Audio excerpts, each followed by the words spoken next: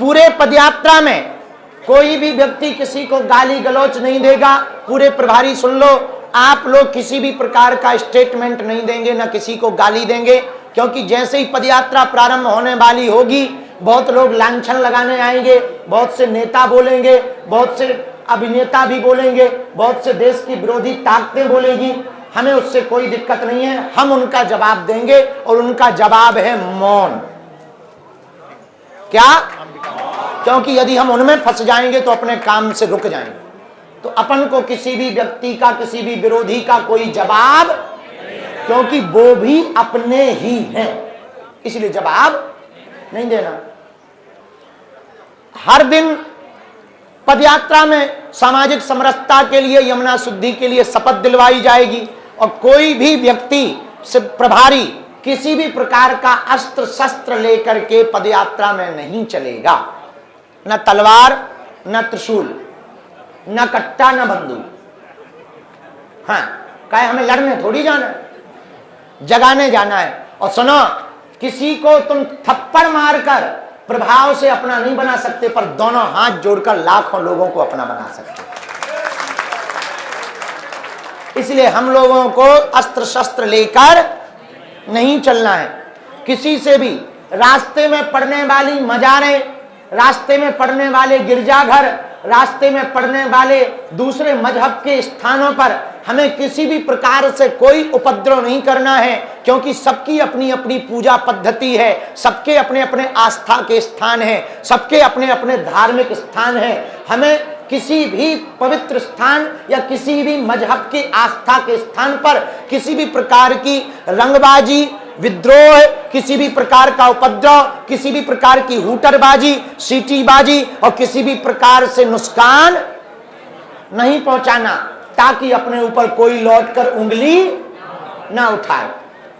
और इस पदयात्रा में हम सब मिलकर के चलें और 16 नवंबर को बांके बिहारी के पास जाकर के प्रणाम करेंगे कि भारत हिंदू राष्ट्र घोषित हो, हिंदू जगह, यमुना शुद्धि हो, वृक्षारोपण प्रतिदिन किया जाएगा साधु संतों के साथ। और बीच बीच में हमें जब भी टाइम मिलेगा, कभी दिल्ली मंडल के साथ चल पड़ेंगे, कभी पानीपत मंडल के साथ चल पड़ेंगे, कभी सुंदरकांड मंडल के साथ चल पड़ेंगे, कभी बुंदेलखंड मंडल के साथ चल पड़ेंगे, कभी रामलीला मंडल के साथ चल पड़ेंगे। तो आप लोग चिंता ना करो, एक बीच बीच में, क्योंकि 10 दिन हैं, सबके साथ चल पड़ेंगे।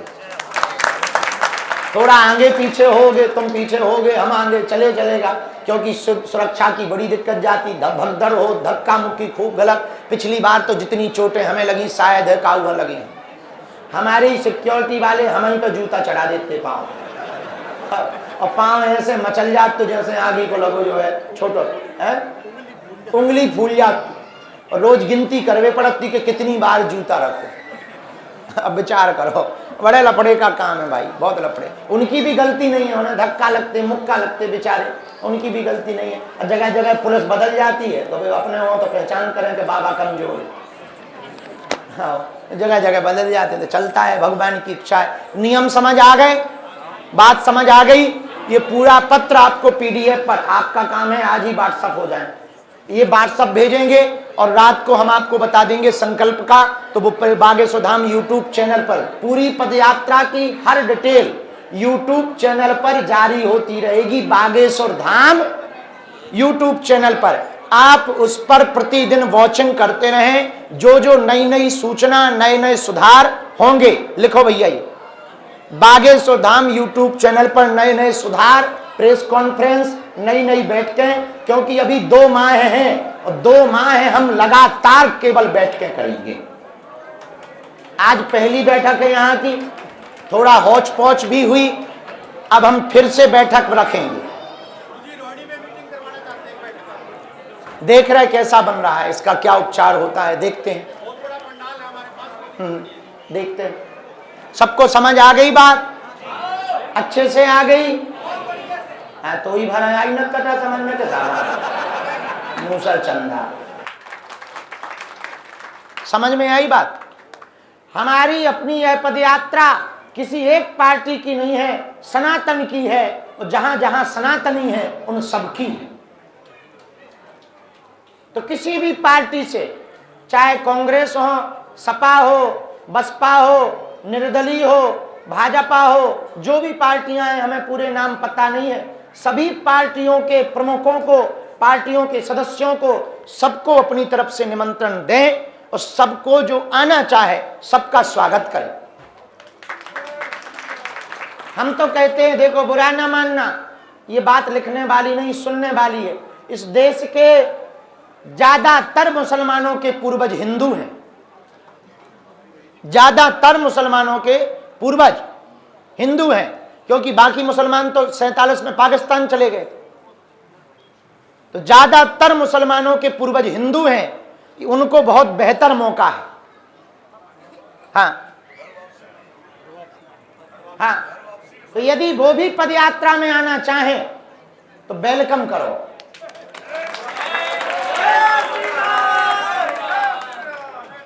इतना उदार दिल सनातन का ही हो सकता। समझ गए बात का?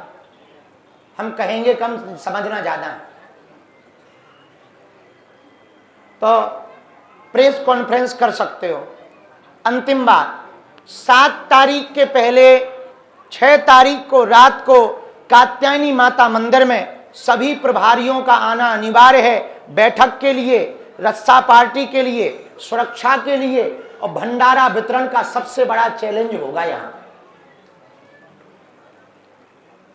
अब 7 तारीख का कार्यक्रम सुनो। सुबह से हम यमुना पूजन करेंगे और यहां पर बाहर मैदान में हनुमान चालीसा और राष्ट्रगान के साथ पदयात्रा प्रारंभ होगी। कात्यायनी माता के दर्शन करके ट्रस्टियों को थोड़ी दिक्कत जाएगी, भीड़ होगी, धक्का मुक्की होगी। अभी से अपने अपने कवच बनवा लें और धक्का मुक्की सहने की आदत डाल लें, क्योंकि हमारे साथ हम यहां धक्का लगा तो आप तो आप ही हो। हाँ, हमारे कपड़ा फट, कई बार हमें लगन लगा चीर हरण ना हो जाए। ऐसी हालत में बड़ी मुश्किल से बच के निकल पाई। तो ट्रस्टी आज से ही मजबूत हो जावे। जब बुलाव है बागेश्वर बाबा, तुमने हाँ कह दी है, मतलब हाँ, हम निमंत्रण तो हमें पहुंचाओ तो, और हमारे आमंत्रण आपने स्वीकार करो है, तो थोड़ो सा तो सहने पड़े। अब मुसीबत मोल ले, जितनो बड़ो लड़का हुई है उतनी आपते हूँ। छोटे से बच्चा 250 रुपया के कपड़ा में फ्री हो जाता, लेकिन 20 साल को लड़का हो तो 4000 के पहले नहीं फ्री होता है। तो ऐसे ही तो सभी ट्रस्टी और सभी प्रभारी 6 तारीख को रात्रि काल में हम लोग यहाँ पर बैठक करेंगे। 7 तारीख को राष्ट्रगान हनुमान चालीसा करेंगे और 2 प्रकार के लोग पदयात्रा में साथ चलेंगे। एक जो पूरी यात्रा में साथ रहेंगे, दूसरा जो एक दिन रहेंगे। दोनों को बुलाना, एक दिन वालों को भी बुलाना है कि तुम भैया यहां से आगे पड़ाव तक तो छोड़ दो, हम आगे वाले आगे देख लेंगे, बाहर में गो भाई। जैसे दिल्ली वालों का बल्कि धर्म ये बनता है कि दिल्ली, पूरी दिल्ली को दिल्ली के बॉर्डर तक छोड़ना चाहिए, और यदि कोई गड़बड़ी होगी तो नाक दिल्ली की कटेगी। ये सुन लो, क्योंकि कल हमें ब्रिज ने आश्वासन दे दिया कि बाबा ते खाली लंगोटी और लठिया लेके आ जा, पूरी व्यवस्था ब्रिज करेगा, ऐसा कहा ब्रिज ने। हरियाणा वालों ने भी 50-50 कह दिया कि आधे हम तैयार हैं, आधी अभी हरियाणा वाले तैयार नहीं है, चूंकि हरियाणा वाले हमेशा लेट ही जागते हैं, हो सकता है आप जग जाए। तो हरियाणा, दिल्ली का दायित्व है कि दिल्ली के बॉर्डर तक तो तुम छोड़ो, हरियाणा का दायित्व है हरियाणा के बॉर्डर तक, यूपी वाले अपना निपट लेंगे। पर प्रभारियों को पूरा वृंदावन तक ही चलना है, उसमें कोई वो नहीं है छुट्टी लेना हो ले लो, अपने सेठों को समझाना हो अभी से उनको ब्रेन वॉश कर लो। हाँ, माताएं बहनें सबकी सुरक्षा की व्यवस्था की मीटिंगें चल रही हैं, हम लगातार बैठक कर रहे हैं। माताओं के लिए अलग रुकने की व्यवस्था, अलग नहाने की व्यवस्था की जा रही है, और पुलिस बल और धाम की सिक्योरिटी के साथ कोई भी असामाजिक तत्व कुछ करेगा तो उसके लिए वायरलेस सिस्टम, और सरकार दे या ना दे, धाम की तरफ से लगभग 40 एम्बुलेंस भी चलाई जाएगी।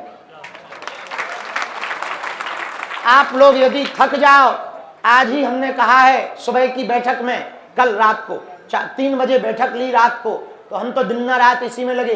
3 बजे की बैठक में निर्णय लिया 40 बसें परमानेंट चलाएंगे, यदि थक जाओ तो बस में बैठ जाओ। पर इसका मतलब ये नहीं है कि तुम बस की तैयारी में आओ। ये तो जिनके पांव सूज जाएं, थक जाएं, बुढ़ापे को से चलने, तो हमारे ही साथ है कदम से कदम मिलाकर। हमने पूरी पदयात्रा में निर्णय लिया कहीं पर भी फूल माला का स्वागत स्वीकार नहीं करेंगे, किसी भी पदयात्रा में, जब तक भारत हिंदू राष्ट्र घोषित नहीं हो जाएगा। इसलिए माला का खर्चा किसी को नहीं करना है, ये सबको बताना है। और इसके लिए मीडिया वाले अपनी अपनी तरफ से, आप लोग भी अपनी अपनी तरफ से एक एक वीडियो बनाकर जारी करें। आज की बोली हुई बातों को नोट कर लें, फिर अपना अपना वीडियो बनाकर अपनी अपनी सोशल साइट पर जारी करने की अनुमति है। किसी भी प्रकार का फंड, रुपया एकत्रित पदयात्रा के नाम पर नहीं किया जाएगा, किसी भी प्रकार का। हम अकेले हैं, भले ही हमें किडनी बेचनी पड़ेगी, भले ही हमको भीख मांगनी पड़ेगी, किसी से उधार लेना पड़ेगा, हम कर लेंगे। आप लोगों को धन की टेंशन नहीं लेनी है, किसी भी प्रकार का फंड कलेक्ट नहीं करना। किसी की श्रद्धा जागे तो कहना भैया बागेश्वर जनसेवा समिति के अकाउंट में डाल दो, उसी से निकाल कर खर्च कर दिया जाएगा।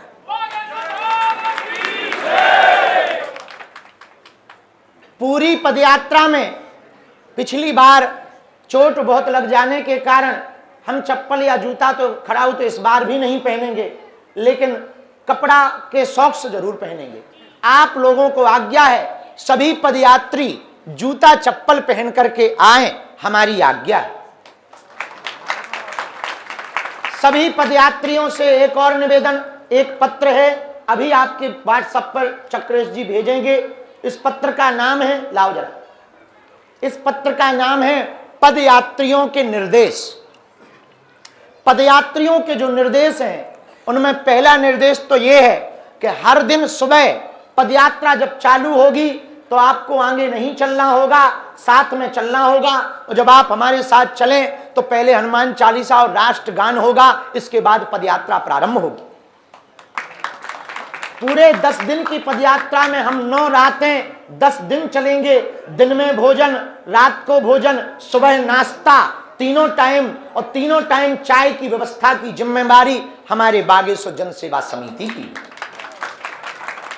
उसके लिए लगभग 20,000 सेवादारों की आवश्यकता है, उसकी तैयारी चल रही है। आप यदि सेवा करना चाहो, आपका मंडल सुंदरकांड मंडल या दिल्ली मंडल या फिर रामलीला मंडल या फिर ग्रेटर नोएडा वाला मंडल या मंदिरों वाला मंडल या फिर जो है बुंदेलखंड मंडल, कोई एक सेवा लेना चाहे तो अपना नाम, अपनी व्यवस्था की जिम्मेवारी आप इनको बता सकते हो। उसका कार्ड बना करके चाय वितरण की सेवा, बसों की सेवा। एक सबसे बड़ी दिक्कत आनी है, लोग बैग लेके आएंगे, उसके लिए लगभग 10 ट्रक की व्यवस्था करवा रहे हैं।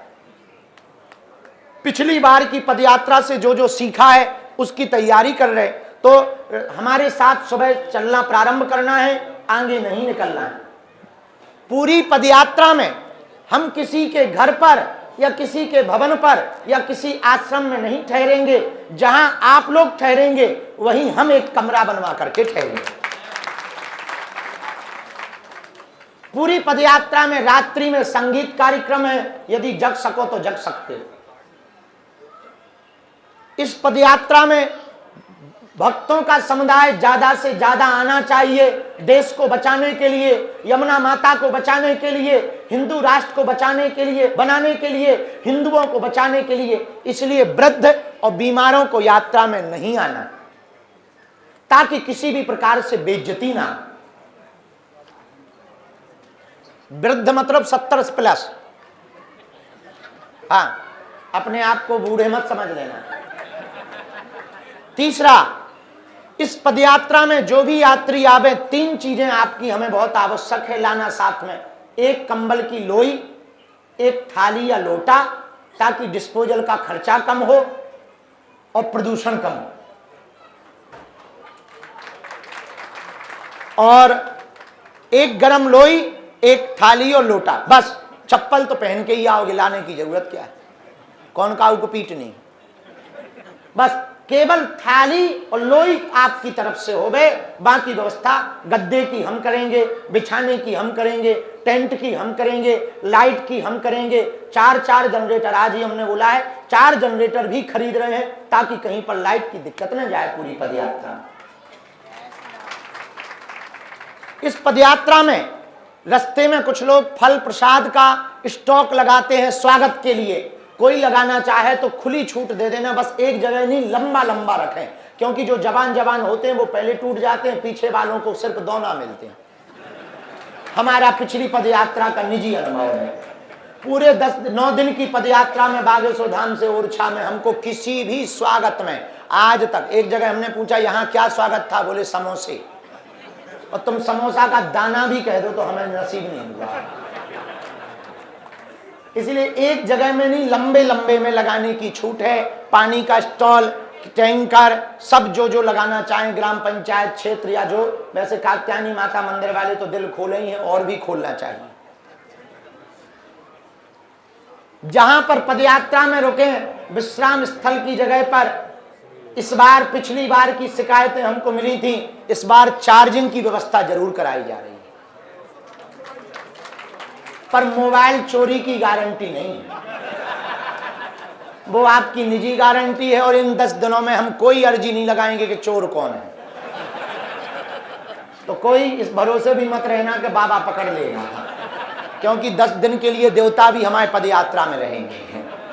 इसलिए इन 10 दिनों में कोई अर्जी नहीं लगाई जाएगी, पहले ही कान खोलकर सुन लो, आओ बाद की बाद में देखी जाएगी। इसलिए मोबाइल अपने हाथ में सुरक्षित रखना, पर चार्जिंग हम अपनी तरफ से पॉइंट लगा के देंगे, चार्जर तुम लाना। इस पदयात्रा में एम्बुलेंस, फायर ब्रिगेड को आप लोग तुरंत रास्ता देंगे, और यदि ऐसी कोई परिस्थिति बनती है तो तुरंत पूरे सेवादार और सभी सेवा प्रभारी आगे आकर के उस कार्य को पूर्ण करवाएंगे, एम्बुलेंस को निकलवाने की व्यवस्था करें।